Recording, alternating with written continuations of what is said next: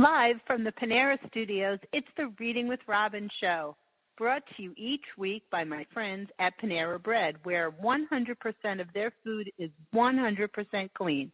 Everything from their delicious soups, the broccoli cheddar, the vegetarian creamy tomato, and the bistro French onion soup, to the satisfying sandwiches, roasted turkey and avocado BLT, or steak and arugula sandwich. And don't forget about their fresh brewed coffee and their bottomless mug. Panera is a great place to meet friends or get some work done. That's where the bottomless mug comes in. It's all at Panera Bread. And now, enjoy the show. I have been looking forward to speaking with Johnny Ray Miller. When We're Singing is his brand new book, The Partridge Family and Their Music.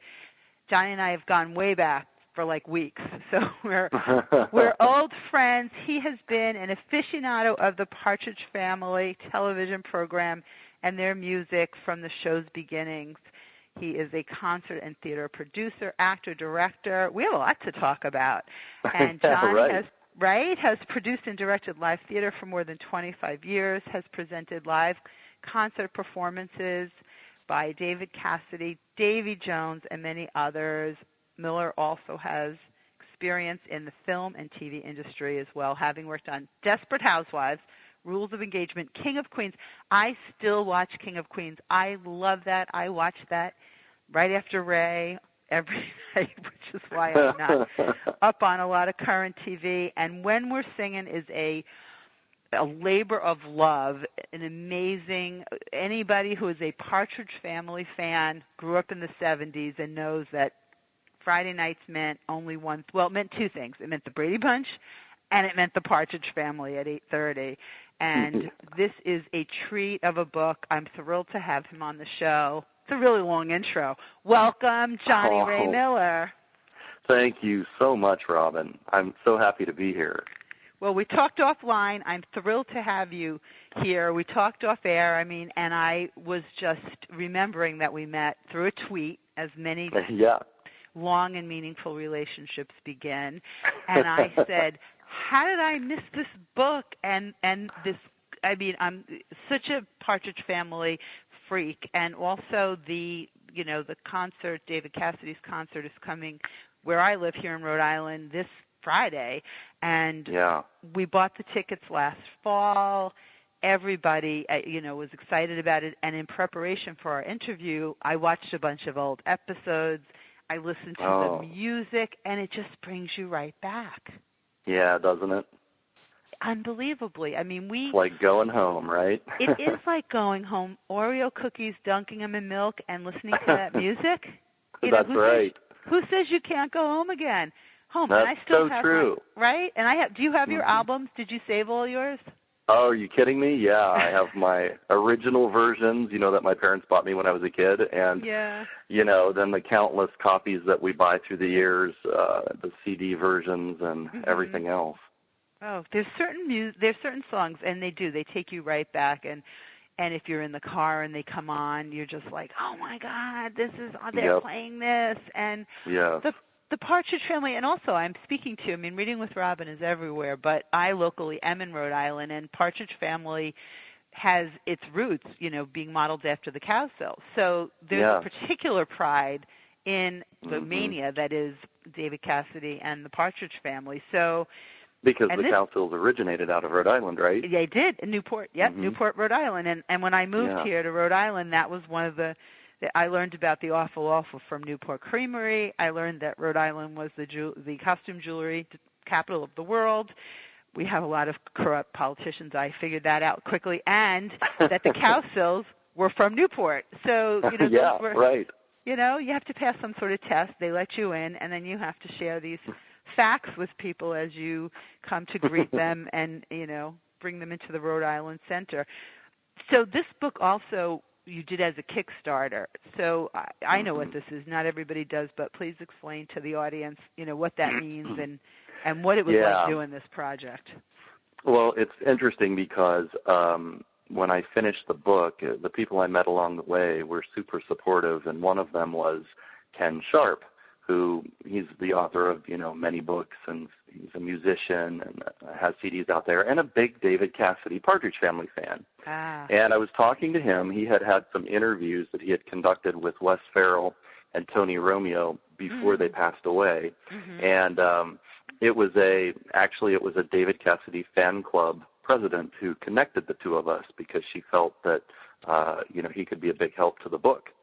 So I connect with him, and he was going to help me pursue a publisher when the time came. And when the time came, it was his idea. I had never heard of Kickstarter. And he says, John, have you ever heard of Kickstarter? And I had no idea.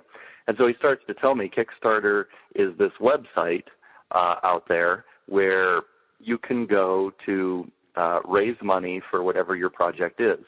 So people will go there and put things, put their campaigns up there and run them for 30 days or 60 days for whatever their goal, whatever their thing is that they're after to raise money for. It could be starting a business.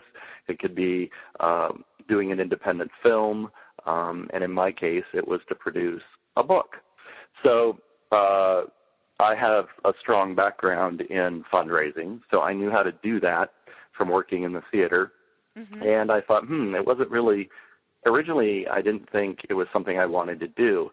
But the perks of winning the campaign really were appetizing. I wrote the book as a fan. I wrote the book as a tribute to the Partridge Family and for the fans. We always wanted a book, a meaningful book that detailed, especially focusing in on the music. So I knew that if I won the campaign, I could hire my own editor. I could be in control of, who printed it, everything. So it did sound, very appetizing to do this. When I heard about it, I was a little bit nervous about it at first because the campaign is all or nothing on Kickstarter. There's several different campaign, websites you can go out there to raise money on. This particular one is all or nothing. So you set your budget and you put it up there and you can't go back on it, and you have 30 days to raise it. And so people get on there and pledge money, and it's all done with credit card pledges. If you don't meet your goal, then nobody's charged on the credit card. It's considered unsuccessful, and nothing happens. But if you meet the goal, the credit cards are processed and your project is funded.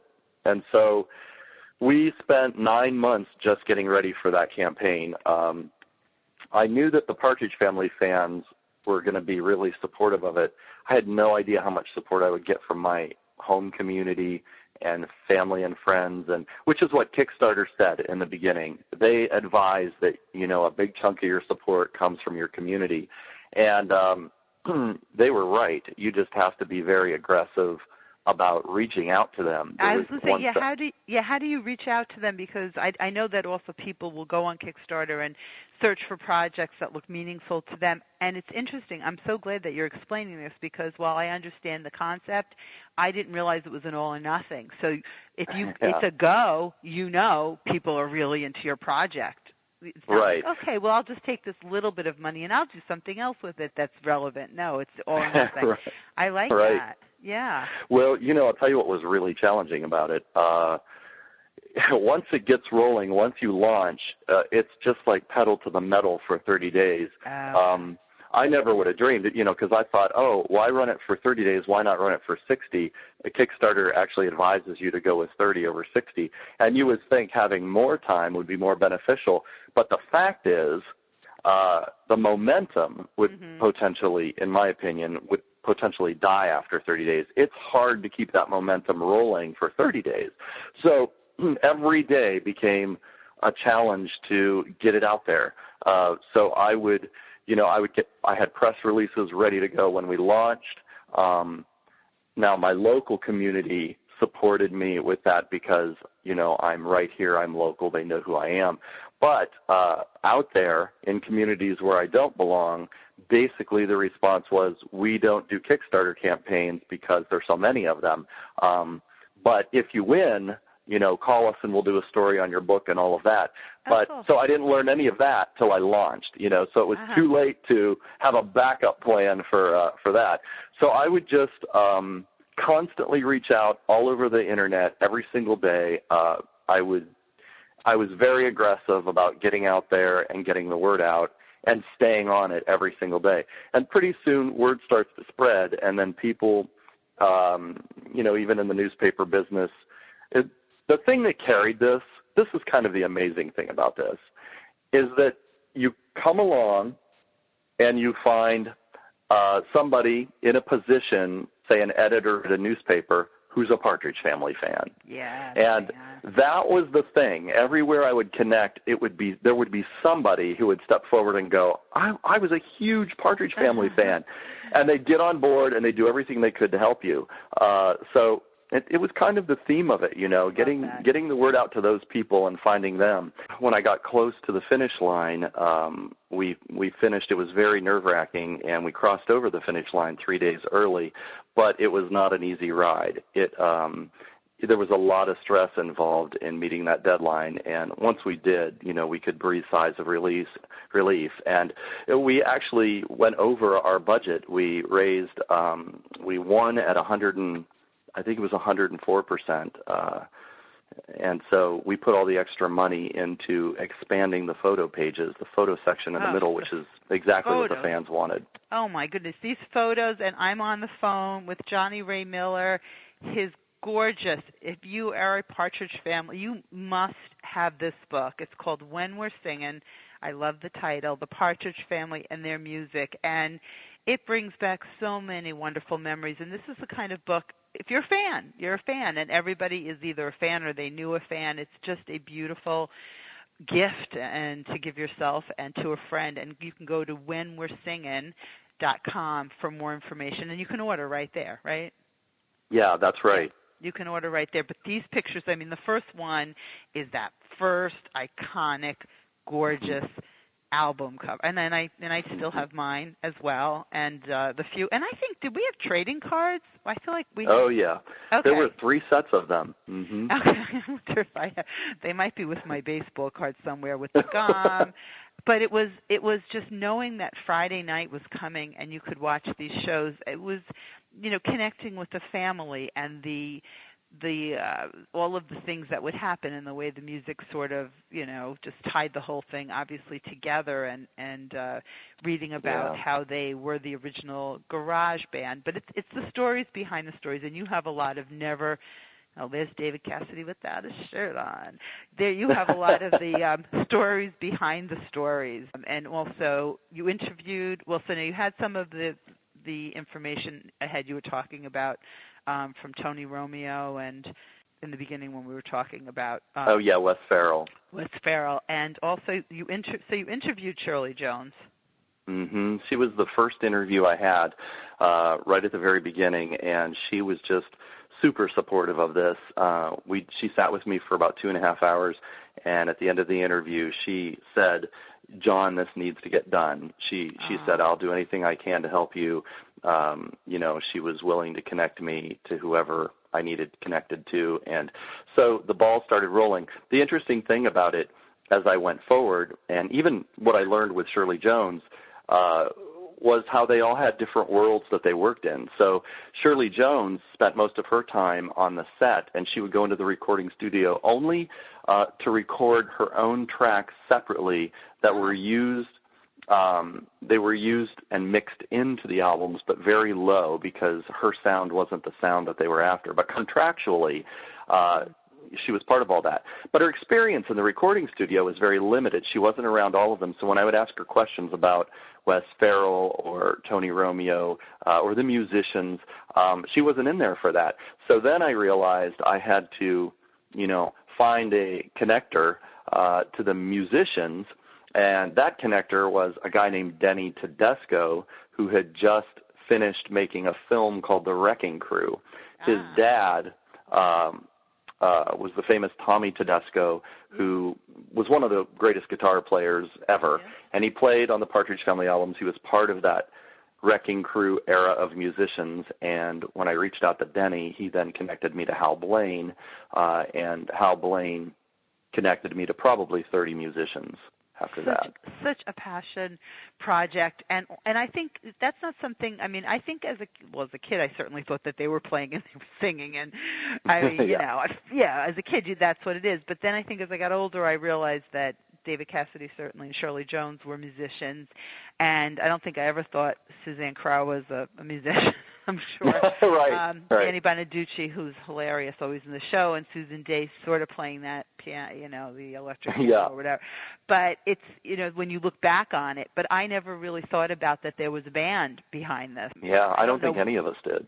Yeah, so the way the music was recorded and the way the show was edited together, all of that, I got to think that was pretty groundbreaking. Had any show before that? I don't know if anybody's done it. No, it was very groundbreaking in a lot of ways. The Monkees did it.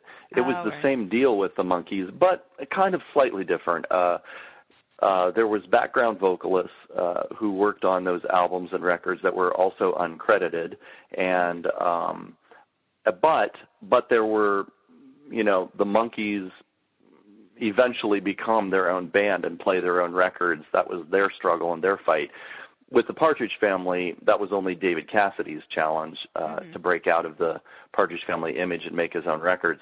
But he sang and he played guitar and he was in the studio with the musicians and he took it all very seriously. He was part of every single facet of it, and the musicians remember him as being, very interested and concerned about putting out good music. I think I love you. I mean, I like you a lot, Johnny Ray. I mean, I'm sorry.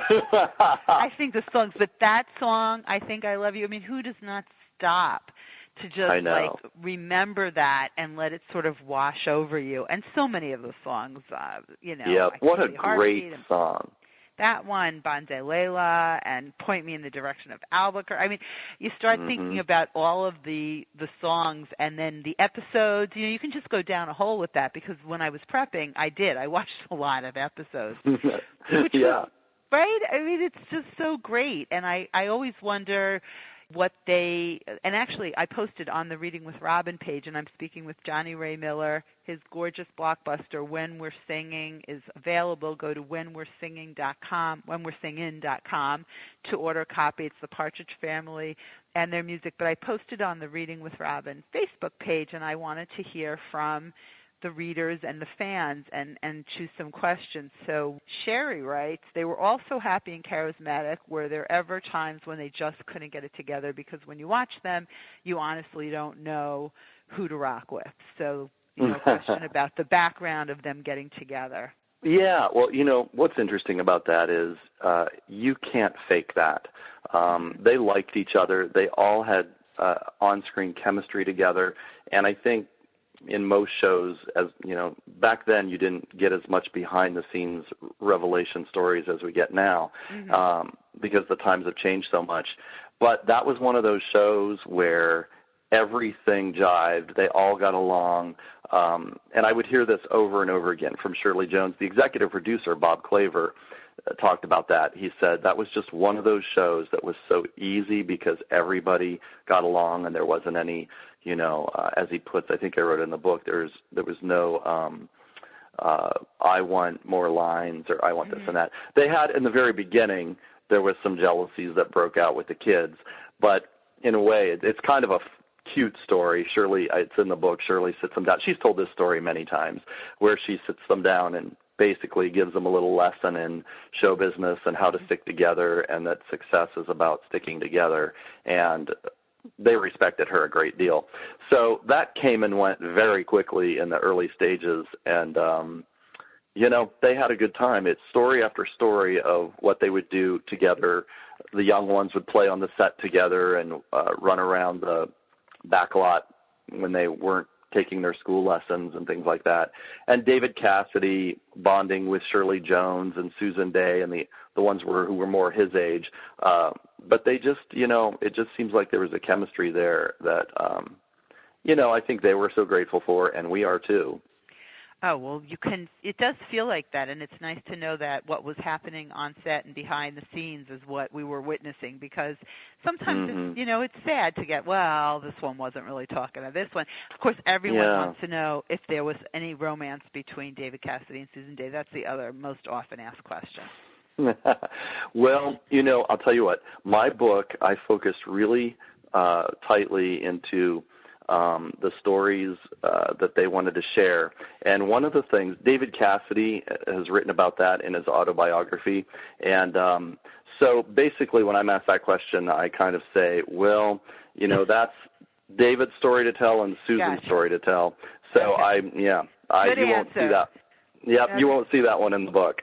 No, I know. This book is 1,200 pages. No, this book is like 500 pages. So many. You've got footnotes, you've got research, you've got different aspects of what happened on the episodes. It's broken down where you could sort of, I like books like this where you could pick it up and read this section or that one. And there's just so much. I don't think you missed a thing except for the story about Susan Day and Cassidy that is there. Thank you. Tell. That is a very gracious way of one of the things. Here's one of the things for me. Susan Day hasn't participated really in a lot of the Partridge Family reunions, and I'm sensitive to that. So even though I approached her through Dave Madden and didn't get the interview, I see all of them as people, and for whatever reason, I would love to think that she would do an interview with me, maybe someday down the road. But I'm not. I just want it to be that would be her choice, and I don't want to. I don't want to talk about anything they don't want to talk about because it's just not my style. There's such reverence here as a fan and as a writer.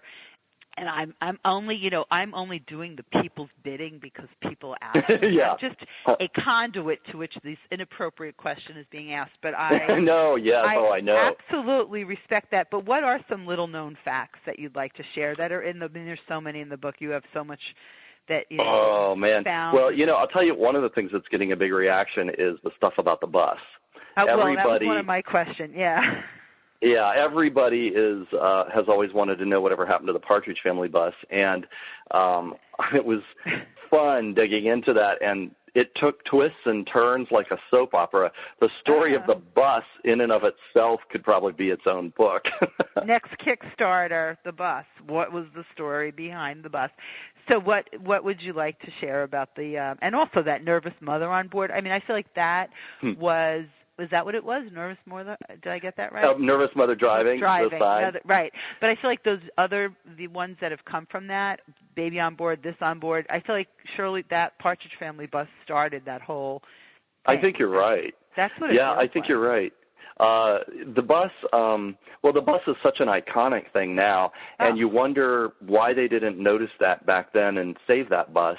But maybe back then, I don't know, the internet wasn't around, and I don't know if they ever really thought that these TV vehicles would become so important to pop culture. The Batman, the Batmobile has done that, and the Dukes of Hazzard car over and over again. Unfortunately, the Partridge Family bus didn't until, it was too late for the Partridge Family bus. The bus was a very rare model, the bus itself was a very rare model, let alone the paint job on the bus. So cool. Yeah, it's kind of a cool little path. I think that's one of the fun stories, is to travel along with the road that the bus took after the Partridge Family, and the way that all unravels about the bus is, kind of interesting. Well, and it's in When We're Singin', and I'm on the phone with author Johnny Ray Miller. And how long did this take? I mean, this is just a tremendous amount of... Yeah, it took about 5 years. It was, once I jumped out of the gate with it, it just seemed like the ball kept rolling. And it was so fun that I just didn't want to stop. I would find one person, and then I'd speak to the next person, and it was just one of those things that took on its own energy, and I rolled with that. And I just, went from one person to the next, gathering information until I had exhausted the list. And then I finally just had to tell myself, okay, stop. It is hard to stop when you're a fan and there's such passion. And I think one of the other things that's cool about doing a story is one story does lead you to another. When you're writing a book, and the stories lead you. And then you think, sometimes it's you can be sitting down with somebody who was pivotal in the production, and they're just sort of telling maybe a throwaway story to them because they were there and this happened, and then it sparks something you connected in your mind to, oh, I must ask this person. I see that they're, and then you have it. And then as a writer, you must get that flame, just like, oh yeah, you like, and I was very passionate about the music. Nothing had ever been written about the music. It was always a TV show. We had Behind the Music, and we had A&E's biography. We had made-for-TV movies, but nothing ever was written about the music. And so that was my real focus. I put all of the TV stuff in there with it because it goes along with the ride, but really my passion was to unravel the stories behind this music and how it came together, and the real musicians that worked on it, and the real songwriters, who they were, and all the other albums that they had worked on, because the music's so good. So often you have, marketed images for music from a TV show that I don't think, that happens many times, and it's not really that great, but people buy it just because the marketing is so brilliant. This happened to be both. The marketing was brilliant, but so was the music, and I think that's why it lives on. Oh, the music was so catchy. That's why, of course, when the albums would come out, we'd rush to buy them. We used to play the Partridge Family when we were kids. It was such a big deal. And also, beautifully, David Cassidy wrote the foreword for you, which he had never done, right? Right. He's never done anything like that. I can't tell you how much that means to me. I can't even imagine. He says, as someone who was 19, inexperienced in working with professional musicians and songwriters, I was blessed to work with some of the greatest of all time. So to get that, I can't even imagine what that felt like to you. Oh, it was a complete high. It was like chills go through my body each time I think about it. When it came through and I, was able to get his mark of approval, oh, man. How can I explain that? Your childhood hero, it's just like, I can't even explain it.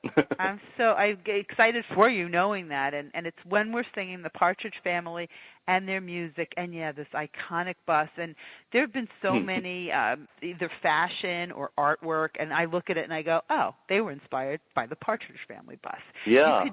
What I think is kind of funny about the Partridge Family bus is the paint job on the bus was inspired by an artist named P.A. Mondrian, who had famous works of art back in the 20s and 30s, and even earlier. Well, maybe that was the artwork I saw, and I said, wait, that looks like I have to think about, we were in Spain?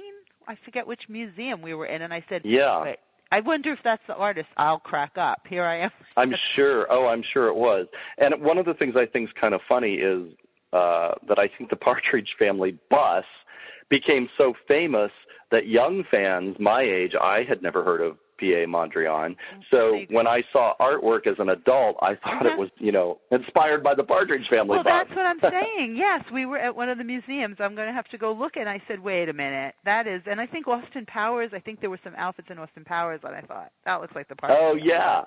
Right? Because it was right, so pivotal.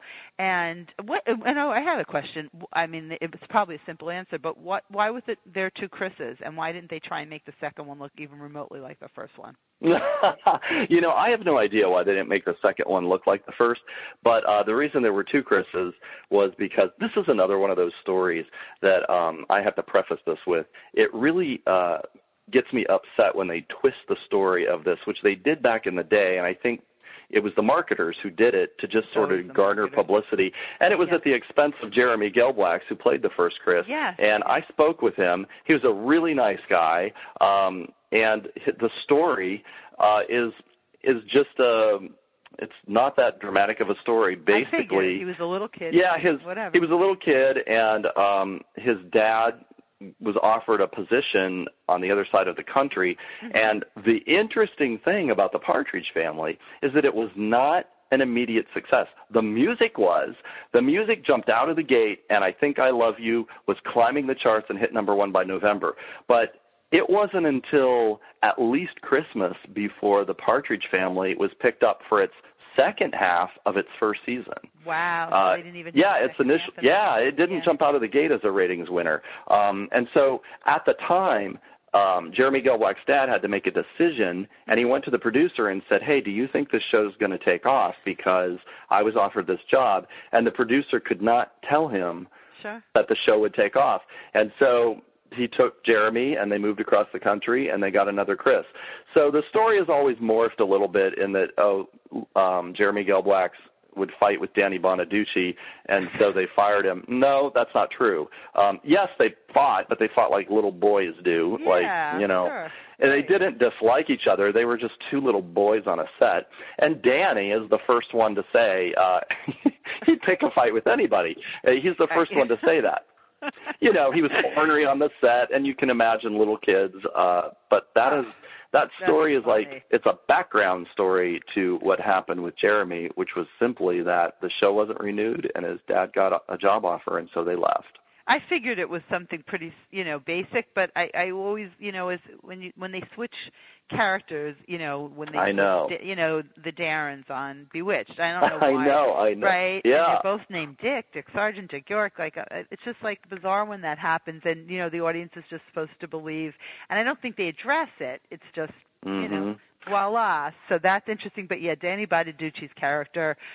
And that the episode where he's trying to get Ruben to listen to their music, and he brings him to the bathroom, and he's just such an old soul. I'm sure the kind of kid that could pick a fight in the closet by himself. But it was he was always fun to watch. Plus, you could see that redemptive quality and his caring as things culminate in 22 minutes. So I think just you all can see with Danny Bonaducci, he was this ornery kid, but he was a kid with a great heart inside, too. He had a troubled home life. And that heart is showing up, has always showed up through the years. I don't think you can convey feeling on a TV show between the cast without it being a bit real. And so his heart and his ability to connect with everybody was there. He was just an ornery kid, many. You could absolutely see that. And I remember, too, towards the end when they brought in, was it Ricky Siegel? Or what was the little boy? Oh, yeah. Right, Say Hey Willie. I can't believe it. Yeah, right, the little boy, yeah. I always wonder why they sort of do that. They did that in the Brady Bunch, too, with Oliver. I don't know if it's kind of jumping the shark or what it is, but, that little kid in, I was like, why are they bringing in another little kid? But. Yeah, I know. I wonder, too, you wonder what their thought processes were in making that final decision to do that. They were experimenting in the fourth season because David Cassidy had said he wasn't coming back after his contract was fulfilled. So they were trying to come up with ideas to fill David Cassidy's place in order to get a renewal for the show. And Ricky was merely one of those trial things. They brought him on, and they had him on for 10 episodes. And realized it wasn't going to work. And they tried a couple other things in the fourth season too, and they held on all the way to the end with decent ratings. But I think the network, it wasn't the producers in the studio who gave up on the Partridge Family. I think it was more the network when they realized David Cassidy wasn't coming back. I think they let the producers and the production company give it all they had, and they were very supportive of it. But when a network moves your show opposite All in the Family at that time, which was number one, that's pretty much they're sending a message, Yeah, and there's so much of that. And I'm, as a person who really, like those iconic TV shows, love to hear what happens and what is sort of marketing or what the feedback they're getting from the television audience and how TV shows are moved around and whether they sink or swim or, this one almost didn't make it or that. I love those what-if stories or the underdog show. You never know, but there is that, and you can sort of see it when they're trying to keep something going on. But, putting something against All in the Family is surely not setting it up for continued success because that's exactly. And there were articles that were appearing even 6 weeks before the show's cancellation where Shirley Jones was quoted as saying that she had hopes for renewal and that they felt they could hold their own against All in the Family. So the cancellation didn't happen until the very bitter end. Yeah, I don't remember at that age. I'm sure I was like, "What'd they do with my show?" I know, because it was such an exciting thing to look forward to, and then you knew that's what everybody was doing, and also in my family, since I'm the oldest, I got to watch. I think my sisters had to go to bed after the Brady Bunch, but I got to watch the Partridge Family, maybe just for one season. That's great, right? So that was a especially big deal.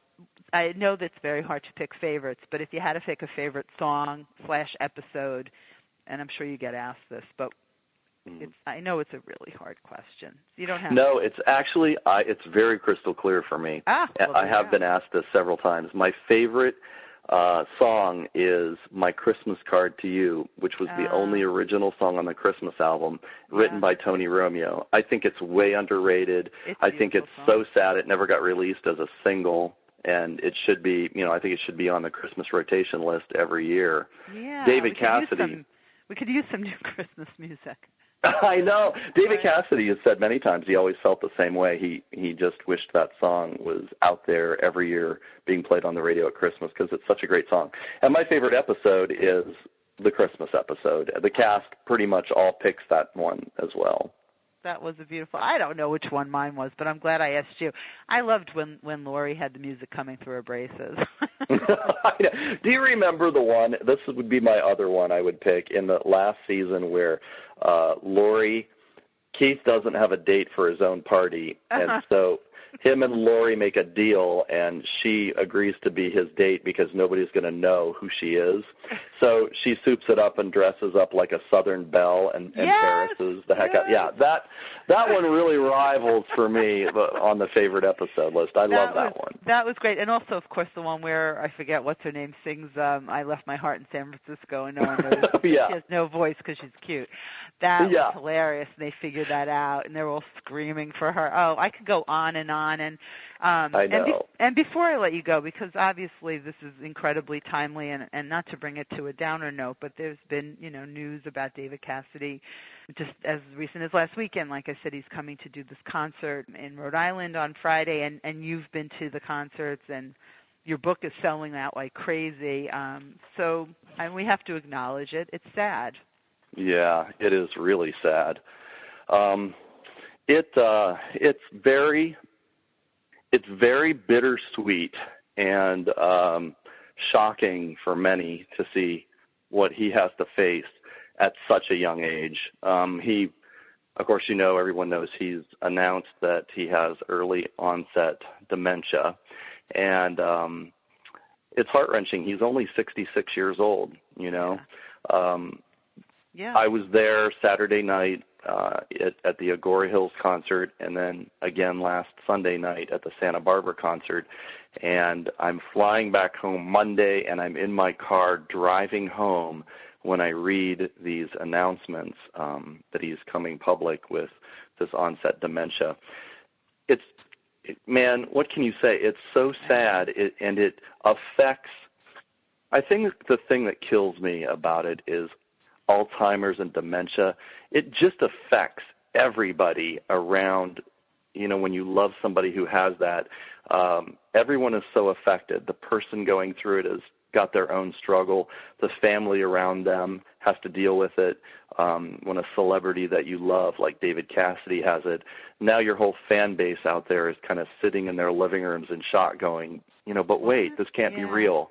Right. David Cassidy came to us through our television screens into our living rooms and became, for those of us that latched on and became lifelong fans, and there's a ton of us out there. Sure, absolutely. It's kind of, it's like losing someone through the television set that's part of your family. Absolutely. It was a family. It was their family, and we all joined in to be part of. Who didn't want to be part of the Partridge family? I know. Sitting at that kitchen table and and getting on that bus. So it is. It's bittersweet, and having this book and sort of reliving, the time. The timing is obviously wow, but and so there's a lot more to talk about this book, and people will want a copy. It really is a gorgeous, loving tribute to the show, to the songs, to everything that went into it and behind it, and so many things that people will be thrilled to read about and,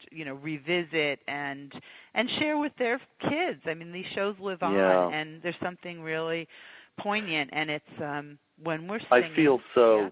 Yeah. Thank you. I feel so grateful to be able to have been able to do this. There was definitely something in the wind that made this happen, and to have been able to interview them all and to have it all come together in one book is what we as fans always wanted, and here we are, we finally have that, but so bittersweet that heart-wrenching to see people from the show passing away and dealing with illnesses. All of that, I know, because to me, and especially like we were saying earlier, and working on The King of Queens, when you watch these shows in reruns now, that's how people, these actors are in our minds, and then you see them and what they're going through now, and they're a lot of them very young or still feel young to me, and it's hard to reconcile those two people because David Cassidy, in our mind has that long feathered back hair, and that's where he remains, and does to some extent in our hearts and our minds. And this is just a beautiful book, and I'm so glad. Thank you. You're welcome that we connected. It's called When We're Singin'. You can go to whenwe'resingin.com, and also you have a Facebook page, When We're Singin', and it's the Partridge Family and their music, Johnny Ray Miller, with a foreword by David Cassidy. Thank you so much for sharing some really special memories, and I'll let you know how the concert is. We're looking forward to it. Oh, terrific. Thanks for having me on, Robin. I really appreciate it.